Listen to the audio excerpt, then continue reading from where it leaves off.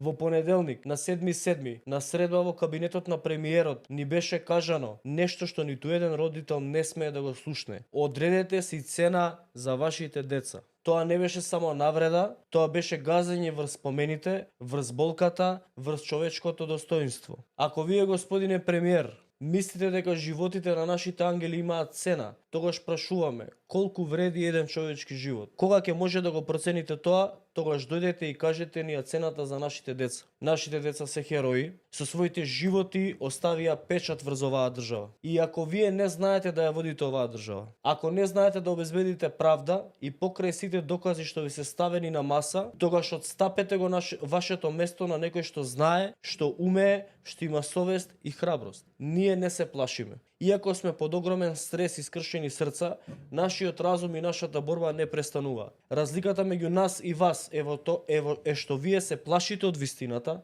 а ние се бориме за неа. Вашата неспособност не треба да ја платиме ние, ниту нашите деца. Судскиот процес уште не започнал. Осомничените шетаат слободно, сите поврзани, сите заштитени. Сите си тераат како ништо да не се случило. А се случи масовно убиство на 62 деца и тоа никогаш нема да го заборавиме.